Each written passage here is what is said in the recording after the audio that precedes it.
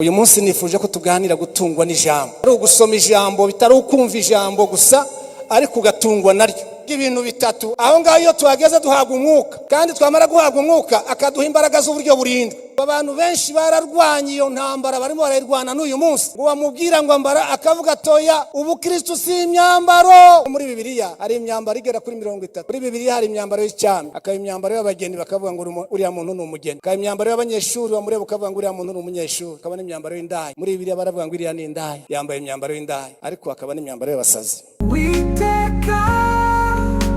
Gusenga kwanje utaka kwanje kukugereho, gusenga kwanje gushimwa imbere yawe kumubavu no kumanika amaboko yanje kube nk'igitambo cya nimugoroba.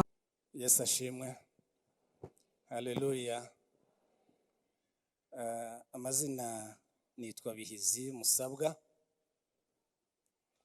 umushumba, nkorera Imana, nkorera umurimo w'Imana hariya muri Rwamagana, niho dukorera umurimo w'Imana. Turabashimiye, Imana ibahe umugisha. Mufate Bibiliya zanyu dusome ijambo ry'Imana. Soma ijambo ry'Imana mu rwandiko rwa mbere rw'Abikorinto, igice cya mbere n'umurongo wa 18. Turongera kandi tuje gusoma mu butumwa bwiza bwanditswe na Matayo, igice cya 4 umurongo wa 4. Ni naho tuvuga ijambo ryacu. Mu rwandiko rwa mbere rw'Abikorinto, igice cya mbere umurongo wa 18, haravuga ngo ijambo ry'umusaraba kubarimbuka n'ubupfu, ariko kuri twebwe abakizwa imbaraga z'Imana. Yesu ashimwe. Ijambo ryacu turaza kuganira hano muri Matayo, igice cya 4 umurongo wa 4. Ijambo ryavuzwe na Yesu aganira na Satani. Igice cya 4 umurongo wa 4 haranditse ngo, aramusubiza ati, handitswe ngo, turi kumwe, umuntu ntatungwa n'umutsima gusa, ahubwo atungwa n'amagambo yose ava mu kanwa k'Imana. Yesu ashimwe. Nashatse ko tuganira gutungwa n'ijambo ry'Imana. Ijambo ry'Imana, gutungwa n'ijambo ry'Imana. Iryo jambo numva nahatiwe kugira ngo tuganire. Mbanze gushimira mwarimu wadutumiye tukaba tugeze hano natwe kugira ngo tusangire ibyiza, twumve indirimbo, twumve amasengesho, twumve amajwi y'abana b'Imana, natwe twicaye hano muri iyi nzu. Mwarimu, Imana ibahe umugisha. Iri jambo ry'Imana ni ijambo ryavuzwe na Yesu. Yesu agiye gutangira umurimo, yari amaze imyaka 30 hano ku isi. Iyo myaka 30 ayimara hano ku isi adakora, ariko ngo ategereje igihe cy'Imana. Aravuga ngo ubwo navukiye mu Bayuda kangendere ku mategeko y'Abayuda. Aricara imyaka 30 iragera. Ariko nubwo yagendera ku mategeko y'Abayuda, hari igihe byabaga ngombwa bikanga ubwami bw'Imana bukaza kavuga. Ndibuka umunsi umwe yari akiri muto, akijyana na papa we na mama, yuko ageze mu isi yavutse nk'umuntu, abyarwa n'umugore, arerwa nk'abandi bana bose, akura nk'abandi. Haleluya. Ariko abantu bakamwitiranya, uretse Mariya yarabitse amagambo mu mutima we. Yesu ashimwe.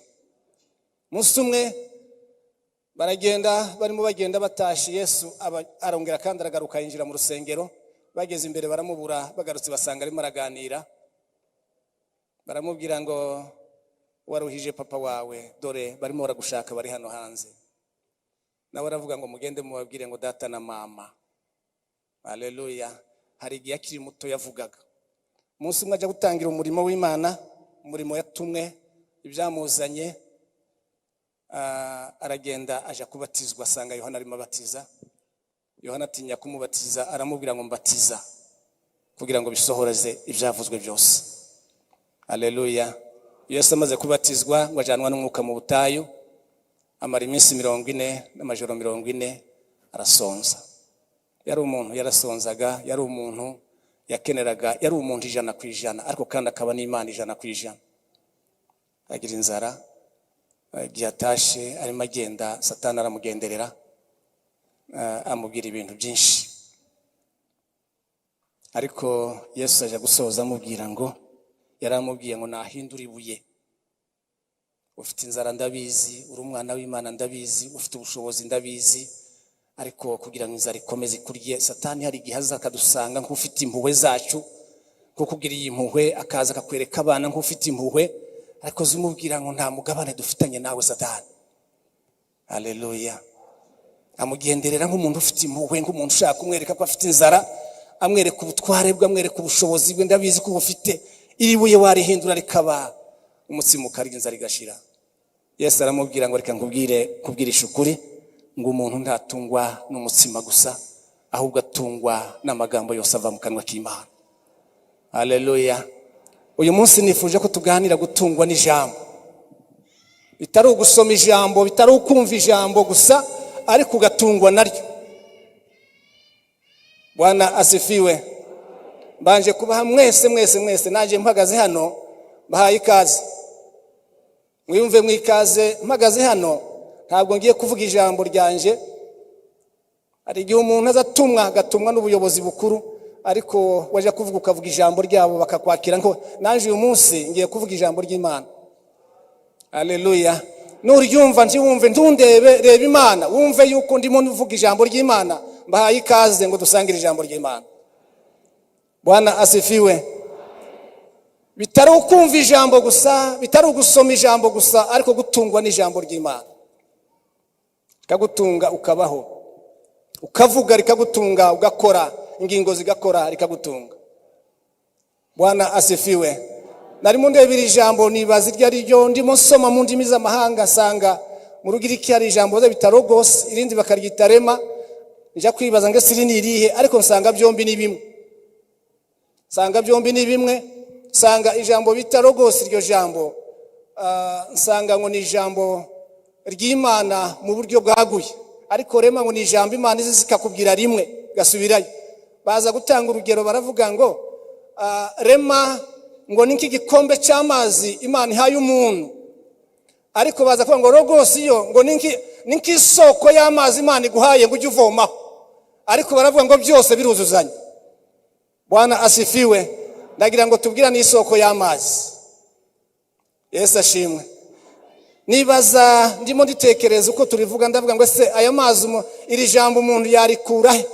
Ijambo ritunga umuntu, ijambo rihindura umuntu, ijambo rirema umuntu, wahura nawe ukavuga ngo ese uko bamuvuga ko babesha, ntibabeshaga, yarahindutse. Bakavuga ngo kera uyu ko bavuga ko ari ingare byagenze bite, baramubesheye, ntibamubesheye yariyo, ariko yarahindutse. Uyu muntu uko bavugaga ko ari umuntu ubana nabi n'abandi, kubera iki baramubesheye? Aba bantu baturanye barabesha, ntibabeshe, niko yarameze, ariko yatunze ijambo muri we, ijambo rimuhindura. Bwana asifiwe. Iri jambo ndibaza ngo siri jambo umuntu yaribona he? Waribona byagenze bite? Njya gusangira ijambo, gutunga Bibiliya, kuba ufite Bibiliya tibyaguhesha ijambo rirema ritunga umuntu. Gusoma Bibiliya byonyine tibyaguhesha ijambo ritunga umuntu, ariko kugira ngo ugirire ijambo no gufata urugendo rujya mu ijuru ukagera ku musaraba. Utaragera ku musaraba ntiwatungwa n'ijambo. Yesu ashimwe. Iri jambo ry'umusaraba maze igihe nditekereza rimfasha cyane. Njya gusanga ku musaraba niyo soko, niho umuntu aremerwa, niho umuntu ahindurirwa, niho umuntu aba uwo Imana ishaka kwabaho. Bwana asifiwe. Yuko nasanze umuntu ataragera ku musaraba, warakijijwe, ushobora gukizwa, ugasengerwa, ukakira Yesu umwami n'umukiza, ugakomeza inzira ija mu ijuru, ariko utaragera ku musaraba ugenda wikoreye umutwaro, kandi iyo mitwaro ni imitwaro y'ibyaha ugenda wikoreye. Utaragera ku musaraba byahise benyibutsa mu Kristo, muri kajya gatabo k'umugenzi, mu Kristo aje mu rurembo Siyoni. Yabwiriwe ubutumwa namubwiriza butumwa, aragenda ariko yikoreye umutwaro kandi atashobora kwikuraho. Iyo mitwaro naje kwibaza ngo siyo niki, iyo mitwaro niki? Sanga umuntu arakizwa, ariko ugakizwa na bya bindi byose byakubayeho bikikuriho ukibyikoreye. Wahura n'umuntu ukibuka ijambo yakubwiye, wahura n'umuntu ukibuka ukundi yagukomerekeje, wicarana nawe ukumva ndi mwakwicarana ntiwanezerwa, rimwe na rimwe ukazuhunga mwaririmbana ukaririmba utaragera ku musaraba. Mwagira ngo muganire ukumva nti mwaganira nti mwahuza.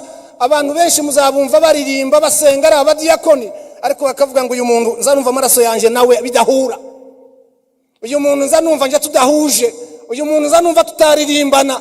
Yego uri mu nzira ariko nduragerayo, turagera ku musaraba. Bwana asifiwe. Kandi ntimugatungurwe n'umuntu uri mu nzira usambana urwana ntaragerayo aracikoreye imitwaro, ngo yaraguye yarasambanye ngo ntarakizwa. Yarakijijwe, yakiriye Yesu ariko ntaragerayo. Tibyashoboka ntiyabyihanganira, iyo ahuye n'icyaha aragikora.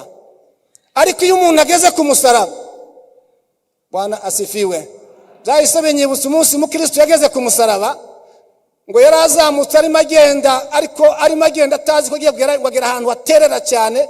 Ageze kuri uwo musozi, mu mpinga z'umusozi ngo ahasanga igiti, ngo ahagaze arimo acitegereza yibaza impamvu zacyo n'uwakiyashize, ngo yibaza ati iki giti cyazanwe nande hano, iki giti cyaje gukora iki? Iki giti ngo agihagaze arimo acitegereza, ngo yumva ko wa mutwaro utangira kumuvamo, ngo yumva yuko atangira koroherwa.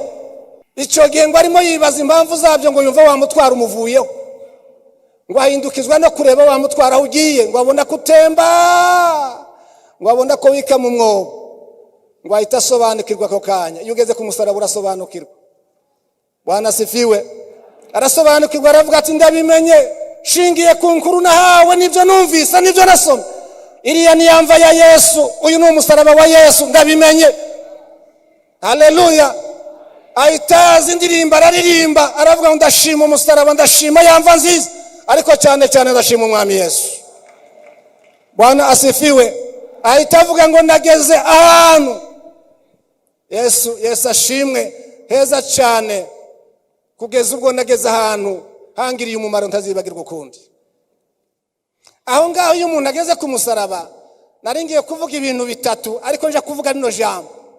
Ijambo rya mbere, uzuhagera, umuririmbyi yaravuze ngo yahampereye umwuka w'ingwate, nanjye ngo mwakirana ishimwe, ngo yemera no kumva mu mutima. Aravuga ngo shimwa Gorigota. Aho ngaho iyo tuhageze duhabwa umwuka, kandi twamara guhabwa umwuka akaduha imbaraga z'uburyo burindwi, akaduha imbaraga. Iyo tugeze ku musaraba niho duhebwa imbaraga. Yesu ashimwe. Haza imbaraga zo kubabarira, warananiwe kubabarira ubabarira warageze ku musaraba. Haza imbaraga z'urukundo, uwo wananiwe gukunda uzumukunda ari uko wageze ku musaraba, utarageraho ntibyashoboka. Yesu ashimwe. Haza imbaraga zo guhuza abantu n'abandi, imbaraga za reconciliation. Hakaza imbaraga zo gukizwa, hakaza imbaraga zo gukira indwara, ugukira ibikomere byari byaranze gukira wagendanaga bikubabaza, uzubikira iyo ugeze ku musaraba. Ariko hakaza n'imbaraga zo kuzamuka mu kwizera. Bwana asifiwe. Ariko uyu munsi reka ntambuke ikindi cya kabiri, uzugerayo ugeze ku musaraba, ngo niho uzugera ugasobanukirwa isoko y'amaraso ya Yesu Kristo, umumaro w'amaraso Yesu yavuye. Amaraso ya Yesu ngo iyo umaze kuyasobanukirwa ugeze ku musaraba, usobanukirwa agufasha ibintu bibiri. Aza gufasha ibintu bibiri. Ikintu cya mbere, ngo uzasanga ayo maraso atari amagambo, ngo ugasanga amaraso ni isoko, n'uruzi, n'umugezi. Umuntu wese wandujwe ibyaha uzashika koga, ukamesa n'imyenda yawe ugasa neza. No mu buzima busanzwe, umuntu utoga ntamese aremerera abo bari kumwe. Iyo utoga kandi ntumese n'imyambaro yawe, bigatinda cyane, abo mwicaranye urabaremerera. Naringiye kubabwira iki?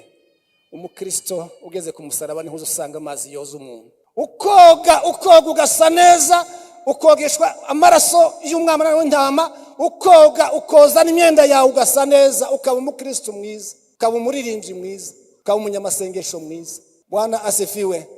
Ikindi uzuhasanga kuri ayo maraso azaduhesha, amaraso ya Yesu ngo aduhesha nabyo, azaduhesha gusenya inkuta zigera kuri 6 ziba mu muntu, zakunanije urananirwa urugendo.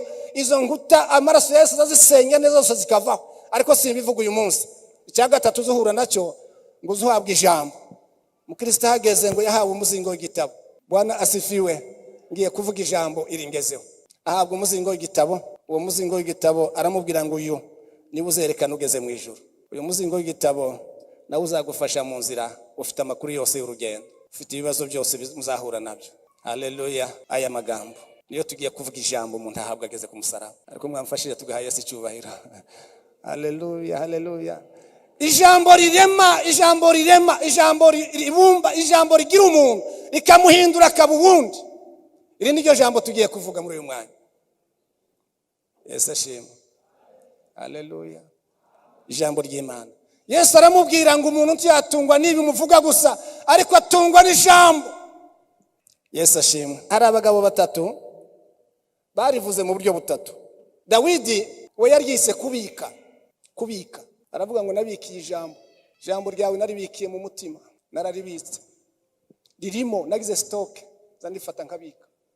Kandi impamvu zabyo ngo nukugira ngo ntazagucumura. Yeremiya we abyita kurya. Aravuga ngo amagambo yawe ijambo rimaze kuboneka naraririye riramanuka ngo ringezemo mu mutima ngo rimbere ibyishimo rimbera n'umunezero. Bwana asifiwe. Ndashaka kuvuga iryo jambo. Haleluya. Ijambo rishika mu mutima rikaba umunezero. Ijambo rirema. Yesu we aje kubivuga aravuga ngo nugutungwa, riragutunga ukabaho. Niyo mpamvu Dawidi yavuze aravuga ngo Yesu ashimwe. Haleluya. Aravuga ngo sinzapfa, namaze kurigira sinzapfa, nzarama. Bwana asifiwe. Iri jambo iyo umuntu yaririye, narimo nsoma no mu zindi ndimi, sanga iri jambo Imana yabwiye Yeremiya, aravuga ngo nariye maze kuribona naraririye. Sanga ririmo riravuga mu magambo atatu. Riravuga ngo nukurirya. Rirongera kandi riravuga ngo si ukurirya gusa, ahubwo ngo nukurimira. Irindi jambo riravuga ngo nukuryinjizamo neza. Iryo jambo ngo iyo rigezemo neza ngo nibwo rizarihindura umuntu rikamutunga akabundi muntu. Yesu ashimwe. Ukarirya rikaza rikageramo. Umunsi umwe numvise umudoktori umwe avuga ngo umuntu muzima ngo agaragarira ku bintu bitatu. Kugira ngo bamenye umuntu muzima agaragarira ku bintu bitatu. Turi kumwe? Haleluya. Agaragarira ku bintu bitatu. Aravuga ngo ikintu cya mbere ngo umuntu muzima bamurebera ko ari muzima, ngo babanza kumureba uko ateye, physique kamureba, bakabona ntaremaye afite ingingo zose, bakabona yambaye neza, bakabona physique inyuma, ngo bamurebe inyuma bakabona asa neza. Ariko ngo ibyo ntibihagije guhita bemeza ngo uyu muntu ni muzima. Ariko turi kumwe? Yahagaze bamurebye, barimo baramureba uko ateye nuko ameze ahagaze. Byonyine ngo ni kimwe mu bintu bitatu bigaragaza ko umuntu ari muzima, ariko cyonyine ticemeza yuko umuntu ari muzima. Icya kabiri ngo ni amagambo ye. Nubwo mwasanze ari umuntu muzima, yambaye neza, costume nziza, cyangwa se yambaye umukenyero, yambaye neza, arasa neza, nta rugingo abuze, ariko ngo ntibihagije kuvuga ko uyu muntu ari muzima. Gendana nawe, icarana nawe, muganire nawe, wumva amagambo ye, urahita umenya ngo uyu muntu ararwaye cyangwa ni muzima. Ariko turi kumwe? Icyo ni ikintu cya, ariko ngo nacyo tigihagije kugira ngo bandike yuko umuntu ari muzima. Aravuga ngo ikintu cya gatatu kugira ngo bagaragaze ko umuntu ari muzima ngo ni imibanire ye n'abandi. Abandi batindanye, nubwo wabonye yambaye neza, nubwo avuga neza, ariko ushaka kumenya ngo nuko abana n'abandi, uko abana n'umugore we, uko abana n'abana be, uko abana n'abaturanyi, uko abana nabo basengana, uko abana nabo bakorana, imibanire ye n'abandi. Ngo iyo basanze ibyo bintu ari bizima baremeza bakavuga ngo uyu muntu ni muzima. Ariko turi kumwe? No mu buryo bw'umwuka, kugira ngo umenye neza ko umukristo ari umukristo muzima, wahindutse, wubatswe n'ijambo, ijambo waririye rimubamo, nuko ubanza kumenya inyuma kumureba ese arasa n'abakristo. Haleluya. Uko agaragara, iyo ni intambwe ya mbere, uko agaragara uyu ni umukristo. Ubu dufite intambara ivuga ngo ubukristo ntibubi inyuma. Ntabwo umuntu arebera ubukristo inyuma, ariko nibuka ko Yesu yavuze ngo biri imbere. Ariko turi kumwe? Ibiri imbere nibyo bisesekara inyuma. Umuntu ngo avuga uko atekereza, abaho uko atekereza, utanga ibyo ufite muri wowe inyuma. Byanyibukije umubwiriza butumwa umwe wari mubwiriza, aravuga ngo abantu benshi bafite izo mpaka cyane no kubivuga bisigaye binanirana, mpagaza ngo mbivuge bikananirana. Ariko aravuga ngo reka mbabwire ngo abantu benshi bararwanye iyo ntambara, barimo barayirwana n'uyu munsi. Ngo bamubwira ngo ambara, akavuga toya, ubukristo si imyambaro, ariko aravuga ngo no muri Bibiliya hari imyambaro igera kuri 30 y'uburyo bugera kuri 30. Muri Bibiliya hari imyambaro y'icyami kavuga ngo uriya ni umwami, kandi iyo myambaro ngo niyo izigaragaza umuntu uwo ari we. Hakaba imyambaro y'abageni bakavuga ngo uriya muntu ni umugeni. Hakaba imyambaro y'abanyeshuri bamureba bakavuga ngo uriya muntu ni umunyeshuri. Avuga byinshi, ariko aje kuvuga ngo hakaba n'imyambaro y'indaya. Muri Bibiliya baravuga ngo iriya ni indaya, yambaye imyambaro y'indaya. Ariko hakaba n'imyambaro y'abasazi, abantu bafite ikibazo mu mutwe. Ni abantu bambara imyambaro yacitse isa nabi, batamesa batoragura hasi, rimwe na rimwe akambara ubusa, ariko wamureba ukavuga ngo uriya muntu. Haleluya. Naringiye kuvuga iki? Naringiye kuvuga ngo no mu buryo bwa Gikristo, kugira ngo umenye umuntu wahinduwe n'ijambo, ubanza kureba inyuma ukavuga ngo uyu muntu yarahindutse. Uramureba ukavuga ngo uyu muririmbyi yarahindutse. Wamureba ukavuga ngo uriya mudiyakoni yarahindutse. Ariko nabyo ngo kumubona inyuma ntibihagije, yuko ushobora no kwamburwa n'abandi bigakunda. Umuntu akakwambura imyenda bigakunda, akakwita umusazi. Nabyo birashoboka, nabyo umuntu yabireberaho. Byahise benyebutse umugabo umwe ngo yagiye ahantu ku ruzi aje koga. Aragenda aje koga, ngo hari amazi meza cyane. Ahageze ariko ngo hari hafi n'amazu, aragenda aje ahantu mu ruzi rwiza aroga.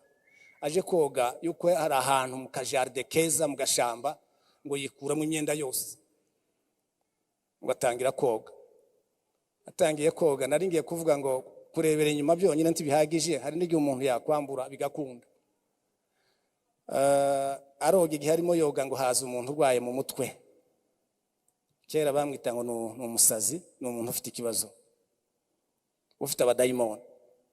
Ngo aza gahoro cyane, araza ashikatora ya myenda yose. Amaze kuyitora yiruka ajya mu mazu. Uwarimo boga nawe ngo ahindukiye abona arayimutwaye. None ngo aravuga ngo reka niruke cyane mufate tajya gukorwa n'isoni. Ngo yiruka cyane ashaka kumufata wa muntu urwaye mu mutwe w'abadayimoni, nawe yiruka ahunga cyane, ngo ageze ahantu abantu babireba. Ngo wa muntu urwaye arataka aravuga ati mundabare umusazi aranyishe. Ati mundabare umusazi aranyishe. Noneho wa muntu nawe ngo abirebye abona yageze kure, ntagisubiyeyo. Abona arebye abona ahitamo kuvuga ngo yiruke cyane amufate, nubwo nasabye ariko nimwake nambara. Muri kwa kumwirukana, umusazi agenda yiruka ati mundabare umusazi aranyishe. Abantu babirebye ati umusazi aramwishe koko. Abantu biruka kuja gutabara, biruka baza bose, baza ari benshi, aturiya muntu aramwishe pe, umuntu arapfuye. Baraza bashitse, ntabwo bagiye gufata umuntu ufite ikibazo, ahubwo bagiye gufata wa muntu udafite imyenda, wa muntu wiruka ku musozi nta myenda. Baraza baramufata, nabagerageza kwisobanura, arababwira ati mumbabare ntabwo ndwaye. Abandi bati yego twabibonye ntabwo urwaye. Ati rwose mumbabarire, uriya muntu afite ikibazo, yanjana imyenda. Ati ntugire ikibazo, reka kugira ikibazo. Bazana imyenda baramwambika. Akabwira ati ariko uriya muntu yandwaye imyenda. Itonde turabizi, ihangane gatoya. Batangiye kugenda bamuganiriza, bamubwira ngo ntugire ikibazo, rwose turabizi ko utarwaye, ariko tugende. Undi ati ariko murandenganya. Ati rwose ihangane gatoya, tuje mu mazu, ntabwo tukugira. Agerageza kwisobanura, arisobanura ntibyakunda. Ariko umuntu ufite ikibazo baramureka aragenda, ariko udafite. Narigiye kubaho no muri ubu buzima, hari igihe umuntu yagutwara imyenda da, yamara akakwita umusazi, ugasigara wiruka. Ibyo bibaho, ugasanga baranaguhagaritse yakwambuye pe, nta cyaha wakoze, bakavuga ko ari nta myenda, bakakuvuga. Abantu bakureba bakabona ni kuri, bagatangira kuganiriza, ukavuga ukayisobanura, akavuga ati yego twabimenye, turi abakristo ihangane. Hari abantu benshi ahangaha byabayeho, abandi bakuramo imyenda bakamwanduza, bakamwambura. Ariko ibyo ntibihagije, komeza wambare. Bwana asifiwe. Icya kabiri, amagambo yacu tuganira, Yesu ashimwe. Icya gatatu nanone ni umubano wacu n'abantu, n'umubano wacu n'Imana. Haleluya. Ahangaha ijambo ry'Imana rivuga ngo ijambo ry'Imana iyo umuntu yaririye rikaza rikaba muri wowe, ukaribika muri wowe, rikagutunga, ngo hari ibintu rihindura. Hari ibintu rihindura. Bwana asifiwe. Ijambo rya mbere ngo rihindura ubwenge. Imitekerereze yawe igahinduka. Rirahindura. Iyo ryagiye muri wowe ukarirya neza nko umukristo arageze ku musaraba, ngo rihindura ubwenge. Haleluya. Ijambo rya kabiri ngo rigahindura umutima. Irya gatatu ngo rigahindura imico yawe. Irya kane ngo rigahindura indangagaciro zawe. Bwana asifiwe. Ngo rikongera kandi rigahindura imyitwarire, ariko intego y'ijambo ry'Imana ni ukugira ngo ryongere kandi riremo umuntu ngo umeze nk'uwo Imana ishaka. Bwana asifiwe. Riraguhindura rikakugira ngo umere nk'uko Imana ishaka, kandi nawe iyo umaze guhinduka ikizakubwira umuntu wahindutse azahindura n'abandi. Byahise binyibutsa abantu bari barariye ijambo ry'Imana. Nibuka Dawidi.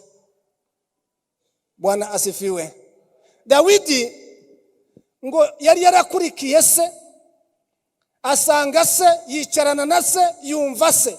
Se ngo amubwira amateka ya Isiraheli muri Egiputa. Se ngo amubwira Imana ya Isiraheli yabakuye muri Egiputa. Papa we amubwira Imana yaciyemo inyanja. Papa we amubwira Imana ngo yabarinze mu butayu. Ababwira Imana, amubwira Imana, ngo ayo magambo aragenda mwinjira mu mutima.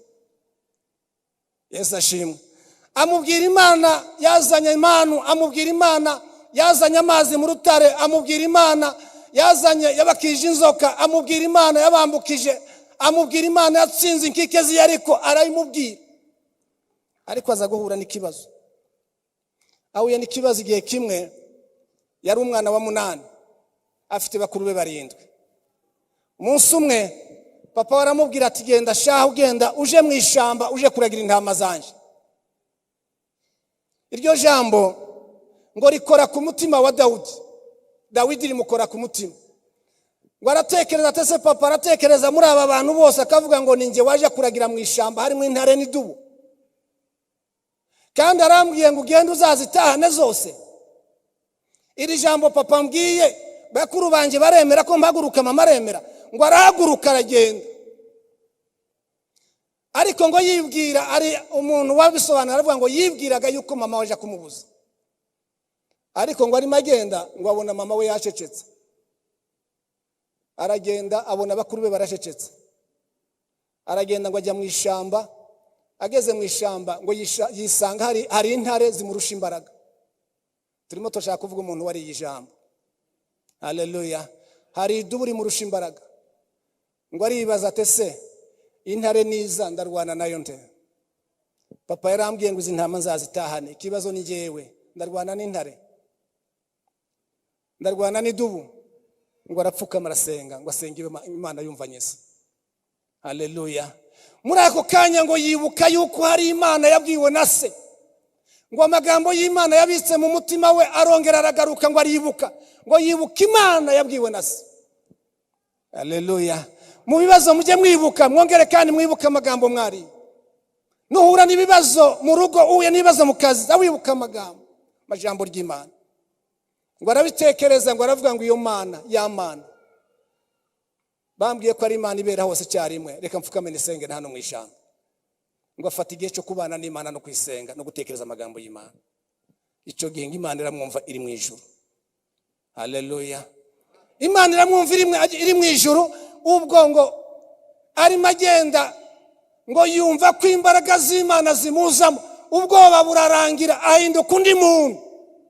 Umuntu wari ijambo ry'Imana arahinduka akaba undi muntu. Bwana asifiwe.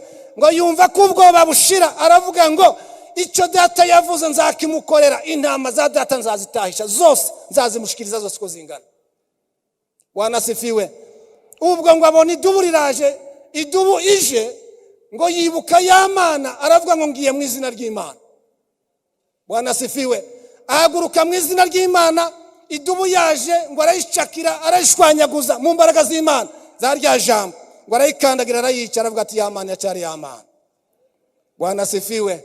Mukanya ngo abona intare iraza, aje kuyibona ngo abona yacakiye umwana w'intama. nawe aravuga ati ntabwo mbyemera. Ijambo rizarivuga ngo narahubukaga kayicakira. Guhubuka ni ukugenda sans control, nta bwoba mfite, nta kintu cyo kwitegereza ngo ndaturukaye mu kanwa. Oya, ngo yarahubukaga kayicakira kayishwanyaguza, kayaka umwana w'intama kawushira mu zindi, nayo ngo kayikandagira kayica. Aravuga ngo Imana iracyari Imana. Haleluya. Igihe yagiye gusanga bakuru be ku rugamba, ngo yasanze Goliyati yihinduye igitangaza, ngo yibuka rya jambo yabikiye mu mutima we. Bwana asifiwe. Nimubike ijambo mu mutima ntacyo muzaba. Ngo araryibuka, ngo yumva Goliyati arahagurutsa tukubwoko bw'Imana bose baratinya. Ngo yumva za mbaraga z'ijuru zaziza, ngo zamujemo zitewe n'ijambo. Ngo yumva ari mujemo, ngo arabaza ngo suriya muntu uri uhangara Imana ya Isiraheli. Imana ya Isiraheli numvise namenye. Imana y'iri jambo uriya muntu ameze ate? Ni muntu ki? Nimumumbwire. Bakuru be ngo uyu mwana agiye kwishongora. Bamubwira amagambo mabakakaye, wazanwe n'ike two dutama twaso ibiki. Aravuga ati ntacyo mbabwiye, ariko ndashaka ngo ijambo ry'Imana namenye rigaragaza imirimo hano. Haleluya. Haleluya. Asanga umwami aramubwira ngo reka nguhe ubuhamya, ndiriye ndagiye intama za data. Bwana asifiwe. Sinabyihanganira kubona umufilisitiya utarakebwe utuka ubwoko bw'Imana agatesha Imana yacu agaciro. Wishingikirije kuki? Aravuga ngo ni ijambo namenye. Bwana asifiwe. Aravuga ngo ningenda ndagenda mu izina ry'Uwiteka Imana yasuzuguye. Nari ngiye kuvuga ngo yamenye ijambo byatumye anesha Goliyati, yuko rero ari ijambo. Bwana asifiwe. Haleluya. Nahise nibuka kandi Daniyeli. Nibuka Daniyeli bamutwaye iriya i Babuloni, ariko bagenda yarabitse ijambo mu mutima, azi imbaraga z'ijambo, azi Imana basenze, azi Imana yabo, agenda yarabitse ijambo mu mutima we. Bwana asifiwe. Agezeyo babafata uko babafashe kose, babasuzugura uko babasuzugura kose, ariko aravuga ngo nzakora imirimo yose bazampa, ariko nzirinda, nzakomeza rya jambo, nirinde gutukisha, nirinde no kuvuga Imana nabi ya Isiraheli. Bwana asifiwe. Haleluya. Hari umunsi umwe, ngo umunsi umwe umwami ararota yibagirwa inzozi, murabyibuka. Haleluya. Inzozi arazibagirwa, murabyibuka. Inzozi ngo amaze kuzibagirwa, umwami arahamagara ati muze muzisobanure abantu bose nigishije, muzinsobanurire. Bakamuga ati izo nzozi nizihe? Ati nazibagiwe. Ati niba wazibagiwe ngo nta Mana ibaho yasobanura inzozi wibagiwe. Tubwire inzozi warose tuzigusobanurire. Nawe aravuga ati nazibagiwe ariko muzisobanure. Ntabwo twamenya aho duhera zitubwire. Aravuga ati nazibagiwe ariko muzisobanure. Ariko abo bantu ntibarenganye, murumva batararenganye. Nawe aravuga ngo uhereye none bose babice. Daniyeli uwo munsi ngo yari ahari aho ngaho, ngo baragenda bagiye kubica, ngo bahura na Daniyeli, arabaza ngo se niki cyabaye, iri kubagaho niki? Bamubwira amakuru yose. Aragenda yegera umuntu wari ubajyanye, aravuga ati se wampaye akanya gatoya? Bwana asifiwe. Haleluya. Zusaba akanya gatoya, wampaye akanya gato ukaba uturetse ntubibwira abandi, ariko umpa akanya gato. Nawe aravuga ati genda ndakakwemereye. Ahamagara bagenzi be ati twari ijambo ry'Imana, twahawe ijambo ry'Imana. Ijambo ry'Imana twabwiwe turimenyekanisha hano muri Babuloni. Haleluya. Barasenga, baricara barasenga, ngo bashingiye ku ijambo ry'Imana bamenye. Imana iraceceka. Hari igihe dusenga Imana igaceceka. Haleluya. Hari igihe dusenga ukazamuka ukaza hano wasenga, Imana igasubiza abandi. Nabaravuga ati sinabishobora, ntabwo nabishobora. None urashaka iki? Atariko Imana twamenye, Imana yo mu ijuru irabishoboye. Haleluya. Ntabwo nabishobora, ariko Imana namenye yampaye ijambo ryayo mu mutima, irabizi kandi irabishobora. Aramubwira ngo niyo ngo izinyuranye ibihe ikanyuranya n'imyaka, ngo niyo yimika ikimura abandi, niyo izamura igacisha bugufi. Iyo Mana ndashaka kuyikubwira, iyo Mana niyo nshaka kukubwira. Imana igihindura ibihe. Reka mbabwire ngo nibi bihe ko byabaye ni Imana yacu yabyemeye izihindura izinyuranye ibihe. Nimumbere Imana icyubahiro. Haleluya. Abwira abakuru be, yabwiye bene se, arababwira Shadrake na Meshake na Abedenego, aravuga ngo iyi Imana tuzakomeze tuyikomereho. Bwana asifiwe. Reka mbabwire ngo Daniel ageze iriya kubera ijambo ry'Imana yari yarariye, aribika mu mutima, yakoze umurimo neza ibwami.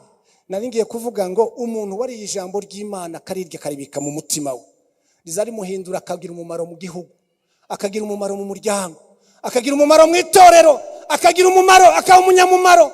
Oya, ntabwo ari umuntu usuzugura, oya, ni umuntu ugira umumaro. Daniel ngo yagize umumaro, yaravuze ngo ibyo nahawe byose nabikoze neza, ntacyo nagucumuyeho mwana, ntacigeze kunanira, natangaga raporo ku gihe. Bwana asifiwe. Ariko kandi ndashaka ngo Imana ya Isiraheli aragenda, ikintu cyaje kuvamo nshatse gusoreza aho ngaho, nuko i Babuloni hose hahindutse ibintu bibiri. Bwana asifiwe. Ibintu bibiri birahinduka. Ndashaka kubabwira ngo abamenye Imana nibihinduke, hahindutse ibintu bibiri. Ibintu bibiri, ikintu cya mbere cyahindutse ngo habaga imikono itarahindukaga. Iyo umumedi, abamedi n'abaperesi, itegeko ry'abamedi n'abaperesi ryandikwaga, ntacyabaga igihinduje. Ariko byahindutse igihe cya Daniel. Ariko mwambere Imana icyubahiro. Haleluya. Igihe cya Daniel birahinduka. Ariko baje kumuta mu rwobo rw'intare, umwami yagerageje ngo agerageze umunsi wose, ariko aramubwira ngo nukuri, dore itegeko ry'abamedi n'abaperesi namaze kurisinya, ntacyahinduka, tirivuguruzwa, ntibyahinduka. Ariko ikindi kintu cyahindutse, Bwana asifiwe, ngo nuko imana zose zabaga i Babuloni zateshejwe agaciro ku bwa Daniel. Ariko murimo murabyumva, itegeko rirahinduka. Amaze gukurwa mu rwobo rw'intare, umwami araza aramureba, asanga ntacyo yabaye. Abantu baraza baramureba, basanga ntacyo babaye. Rya tegeko ry'abamedi n'abaperesi, umwami aravuga ngo uhereye uyu munsi ndarihinduye, ikiba kibe. Kubw'Imana Daniel ndarihinduye. Aravuga ngo ndarihinduye, uyu munsi ndarihinduye. Bwana asifiwe. Rijya rihinduka kubw'umuntu umwe gusa wubasha Imana. Rijya rihinduka kubw'intore umwe wabitse ijambo ry'Imana. Rijya rihinduka. Bwana asifiwe. Itegeko ridahinduka, itegeko ritavuguruzwa, rijya rivuguruzwa kubw'umuntu umwe wamenye Imana. Bwana asifiwe. Nimukomeze musenge, bijya byananiranye mu rugo, bijya byananiranye mu kazi, bya bindi byananiranye biza bihinduka kubw'umuntu umwe gusa wubasha Imana. Bwana asifiwe. Birongera kandi birahinduka. Umwami aravuga ati si ibyo gusa, reka mbabwire kubw'uyu mugabo, kubwo Imana namubonanye, ibintu ahindura uyu mugabo. Uhereye uyu munsi ngo ntiyagira indi Imana izasenga i Babuloni, ntiyagira indi Imana n'imwe izasenga. Izanyu mwasengaga z'ibiti n'amabuye, uyu munsi zitesheje agaciro. Musenge Imana ya Yerusalemu, musenge Imana y'Abayuda, musenge Imana ariyo muvuga, Imana ya Daniel. Nari ngiye kuva umuntu wabikiye ijambo mu mutima we azahindura. Bwana asifiwe. Umwe gusa arahagije ngo korari yuzura umwuka, umwe gusa arahagije ngo abadiyakoni buzura umwuka, umwe gusa arahagije wabitse ijambo ry'Imana mu mutima, ibintu byose bikavuguruzwa. Kandi Bwana asifiwe, Imana zasengwaga ibintu byose byimitswe nk'ibigirwamana bigateshwa agaciro. Nimumpere Imana icyubahiro. Haleluya, haleluya. Aravuga ngo nabikiye ijambo mu mutima waje, ijambo ryawe Mana naribikiye mu mutima waje kugira ngo ntazagucumuraho. Nari ngiye kubabwira ngo ijambo ry'Imana ni muri biki, igisigaye mu icecekere, riza rihindura umuntu wese. Kandi iyo rimaze kuguhindura, nawe uhindura aho utuye, uhindura abo mubana, uhindura abo mugendana. Yesu ashimwe. Reka nsoze mbabwira undi mugabo namwe muzi witwa Yosefu. Haleluya, haleluya. Ariko muramuzi, hari inkuru numvise umunsi umwe ndimo nsoma, bambwira inkuru z'umugabo umwe ngo wagiye kuvuga ubutumwa muri bihugu byanga Yesu Kristo, ngo byari ibihugu by'abakomuniste. Reka ariho nsoreza. uwo muntu ngo yari yarabitse ijambo mu mutima we. Bwana asifiwe. Yari yarabitse ijambo mu mutima we, araribika akarigendana, akumva ryamuhinduye ubuzima. Uwo muntu ngo aragenda arigisha, ngo yigishije baramubuza ati kirazira. Nawe aravuga ngo nkiriho, kirimo ngenda, ndumva ashatse kuvuga Yesu Kristo. Avuga Yesu Kristo aho bitemewe uko amuvuga. Amubwira batamwumva n'abashaka ko aceceka. Ngo baramufata baramufunga. Bamufashe bamufunze uwo mugabo. Haleluya. Ngiye gusoreza aho ngaho mbabwira ngo nimubike ijambo ry'Imana murirye ribe mu mutima, rizahindura byinshi. Bwana asifiwe. Baramufata baramubuza aranga, baramufunga. Haza kuza umugabo umwe aho ngaho narimo mbisoma mbikurikira, byaravuze ngo yari umupolisi mukuru ukomeye. Ngo arababwira ngo nimumureke nje ubwanje ngiye kumuhana igihano kizatuma nta Yesu Kristo uzongera kandi kuvugwa muri iki gihugu. Nimumundekere mujane, igihano muhana bizatuma nta wundi muntu uzatinyuka kuvuga Yesu Kristo muri iki gihugu. Ariko turi kumwe. Bamaze kumufata aramujana, ajana n'ifunguzo. Aragenda ngo amujana, nimunkurikire. Amujana ahantu ngo ajya kumufungira ahantu mu kazu gato kangana nawe atabasha kwicara, kandi ngo aravuga ngo ifunguzo ndazibika ubwanje, mfunge azapfiremo, mureke aboreremo, namara kubora nzaza musohora ibintu yaboze mu biti hanze mpamagara abantu mbabwire ngo umuntu uzongera kandi kuvuga Yesu tuzamugira dutya, yaraboze yarahindutse, ubwo niko nzamuhana. Kandi aravuga ngo ifunguzo nzazibikira ubwanje. Aragenda aramufunga, arafunga ku kazu aragenda. Ariko ngo muri ako kazu ngo hariho akenge gatoya kari hasi mu maguru, ntabwo yakitayeho, ariko ngo kamufasha guhumeka gakeya. Umunsi wa mbere ngo arasenga, Imana ntiyavuga. Arige dusenga Imana igaceceka, ariko niceceka ntukagira ngo Imana ntikumva, irumva. Arasenga burira yiriza umunsi, Imana yaceceka. Ijoro arasenga tibyakunda. Umunsi wa kabiri arasenga burira, arasenga ijoro buraca. Umunsi wa gatatu ngo gusenga arananirwa. Hari igihe umuntu asenga no gusenga kugashira, waje gusenga ugasinzira. Ariko komera, nimba warabise ijambo Imana irimo irabyumva. Haleluya. Ku munsi wa gatatu atakibasha gusenga, arawiriza ku munsi wa kane. Ngo aje kumva yumva muri kariya kenge, ngo yumva ikintu kirimo gikoramo mu maguru ye. Ngo yikanze intege zacitse intege no guhagarara n'umunaniro n'inzara byose. Ngo arebye abona haje ipusi. Ngo iyo pusi ikaba ifite umugati mu kanwa. Ngo arunama atora wa mugati. Ngo awutoye aravuga ngo ndabimenye, ngo n'Imana irimo ingemurira, nuko Imana ije ibigenza. Arya wa mugati arawurya. Ngo yumva imbaraga zimusubiyemo, ngo yumva indirimbo ziraje, araririmba wenyine atangira kuririmba. Mu gitondo cyo kuwa gatanu ngo abona ya pusi iragarutse ifite umugati mu kanwa. Nawe aravuga ngo ndabimenye, ngo iyi ni ya Mana nsenga, Imana itazibura kubigenza. Ngo yongera kunama arawufata ararya. Amaze kurya ngo indirimbo ziraza, araririmba, arishima, arasenga, asingiza Imana atishaganya. Aravuga ngo naha hantu ndabimenye ko Imana ihari. Bwana asifiwe. Ndabimenye ko naha hantu Imana ihari. Ku munsi wa karindwi ngo yumva ya pusi iraje, atora umugati ararya, akomeza kubikora atyo. Ngo mu cyumweru cya kabiri wa mugabo aribambura araza, aje kureba uko bimeze, ariko ataragira gahunda yo kumufungura. Ngo ageze yegereye kajya kagereza, ngo yumva umuntu arimo araririmba. Ngo yumva umuntu aririmba mu gitondo, mu masengesho ya mu gitondo. Nubwo ari hariya akaririmba amasengesho ya mu gitondo, akavuga ngo ndabimenya abandi bageze muri Niba turi. Anawe agasenga ameze kwa kundi. Ngo yumva arimo araririmba. Ngo aravuga ngo aba ni abadayimoni.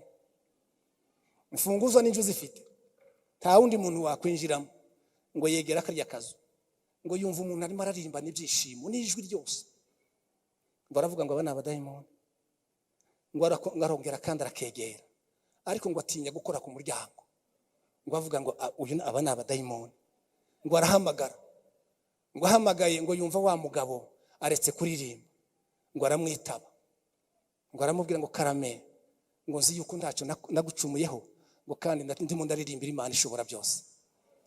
Wa mugabo ngo agira amatsiko yo kureba, ngo akingura akazu, ariko arimo atinya kumwegera, ngo arebye abona niwe, ngo amurebye abona asa neza, ngo aramubaza ati se byagenze bite? Wa mugabo aramubwira ati wakwihanganye gato ukanihanganira akabanza ngakomeza akaririmbira Imana yanje, mbabarira gato ndirimbira Imana yanje. Ngo amurebye abona ngo ntiyamenye uko bimeze. Wa mugabo atera indirimbo, ngo atangira kuririmba anezerewe cyane, ngo igihe arimo yibaza, ngo mukanya ngo aje kubona wa muntu arimo aririmba, ngo yumva mu maguru haje cyakintu, ngo agira arya indirimbo arazihagarika, ngo aramubwira ngo ihangane gato ngo mbanze mfungure. Atora wa mugati ngo atangira kurya, ngo atangiye kurya. Wa mugabo ngo agira amatsiko, araza arareba, ngo arinjira arareba, ngo arebye aramubwira ati reka nanjye nkubwire, ati iyi pusi iyi ni iyi iwanje, ni pusi yanjye, ndatangaye, iyi ni pusi yanjye, kandi n'uyu mugati ninjye wawuguze w'abana banje. Aravuga ati ndatangaye, uyu mugati wo ikuzaniye ninjye wawuguze, uzi ko ngura imigati buri gitondo simenye uko byagenze, n'iyi pusi ikuzanira imigati. Nawe ngo aramubwira ati reka nkubwire, Yesu mbabwira nuko aza bigenza, n'ahantu azahaza, iyo mwadusize araza, iyo tudafite abandi araza, iyo twabuze uko tubigenza araza.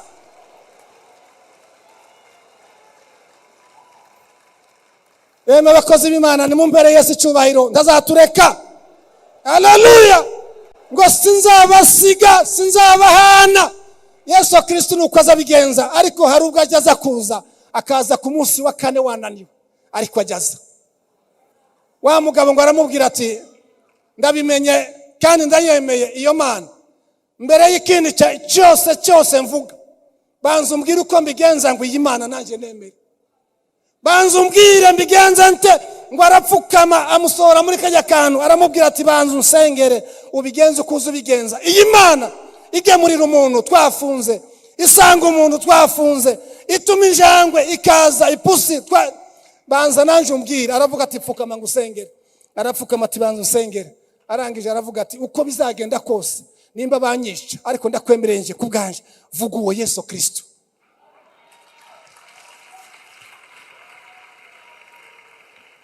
Ni mumfashe dukomera amashyi Imana yacu itazibura uko bigenza. Imana yacu itazibura uko bigenza. Byanze byananiranye, bose bananiwe, bose bagusize, bose bagututse, bose baguhanye, abana bakuretse, umugabo yakuretse, mwene wanyu bakuvuyeho, iyo Mana izigumana nawe. Kandi iyo bitinze gatoya izija kubamenyesha yuko Imana usenga ari Imana ishobora byose. Imana yabwiye Mose, irabibwira Mose yatinye kugenda, iramubwira ngo genda ubabwire ngo nitwa. Yari amubwiye ngo se turavuga ngo iyo Mana ni yihe? Ubabwire ngo nitwa ishobora. Ishobora bingahe? Na bya bindi byakunaniye nabyo irabishoboye, na bya bindi byananiranye irabishoboye. Ishobora bingahe? Byose. Ariko ni ku bantu babitse ijambo ry'Imana mu mitima yabo. Nimukomere kuri iyo Mana yacu, ntacyo tuzaba kuri iyo Mana yacu. Reka dusenga Imana, dusenga Imana, twinginga Imana, timugira ubwoba. Ibintu bijya bihinduka mu muryango, ariko ntugire ubwoba.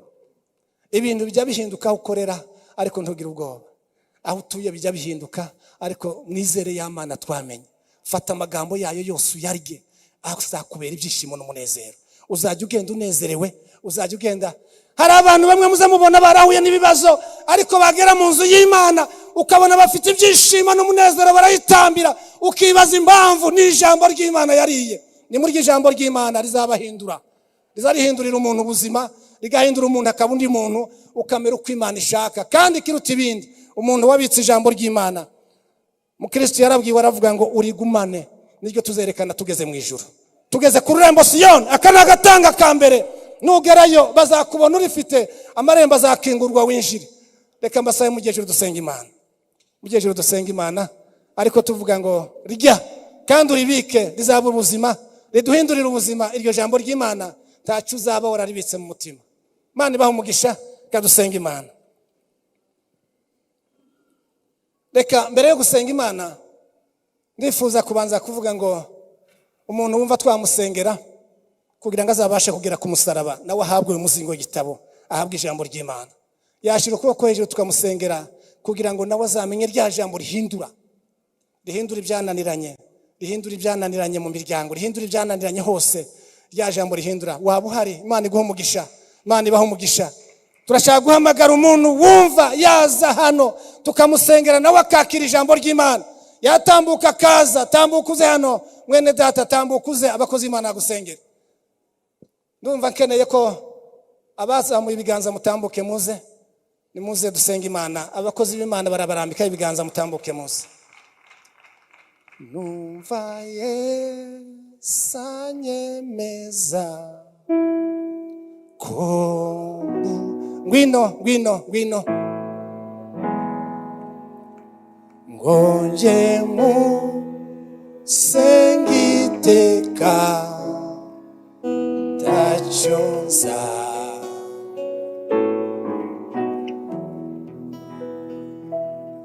ya nishuri. Twese twishimire ibintu. Ijambo ry'Imana ngwino nawe. Ijambo ry'Imana riguhindure, ijambo ry'Imana rikureme, ijambo ry'Imana riguhindura undi muntu musha, ijambo ry'Imana rigukundisha abantu, ijambo ry'Imana riguhuza n'Imana. Bika ijambo ry'Imana mu mutima wawe. Kadusenge. Ariko nimba nawe uhari turacyagutegereje. Umuntu wese wifuza ko tumusengera ngiri ijambo ry'Imana rihindura ubuzima bwe, bakoze Imana nimubegere tubarambureho ibiganza.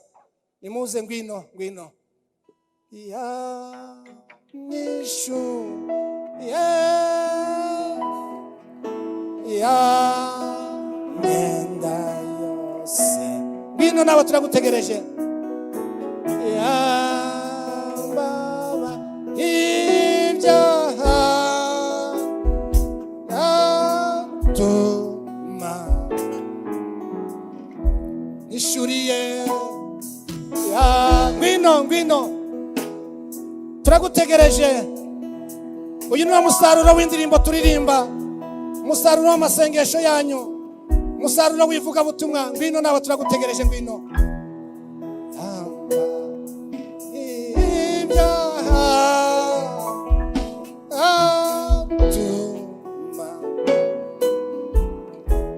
nasaga. Ngwino nawe turagutegereje. Wapfuye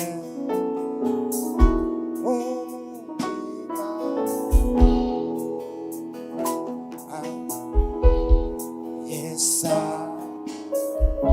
kandi niwe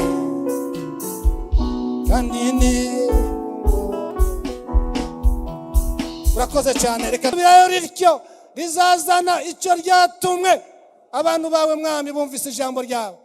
Data mu izina rya Yesu Kristo barapfukamye imbere yawe, ubagirire neza Mwami Imana yacu, ubahindure ijambo ryawe ribahindure ribareme Mwami Imana yacu. Amaraso ya Yesu Kristo aboze abatunganye, abahanagureho ibyaha, ibyo batekerezaga, ibyo bavugaga, ibyo bagendeyemo. Mu izina rya Yesu Kristo bahinduke baba abantu basha, bagendere mu kakiza kawe. Mu izina rya Yesu Kristo turagushimiye kubabariye, kandi tugushimiye kubahanaguye ko ibyaha, ubafata kubagendeshe ntego yacu Mwami, bazagere mu ijuru amahoro. Icyubahiro kibi cyawe Mwami, reka tugukomera amashyi tukuvugiriza impundu. Urabikwiriye mu izina rya Yesu Kristo. Witeka umva gusenga kwanje, gutaka kwanje kukugereho, gusenga kwanje gushimira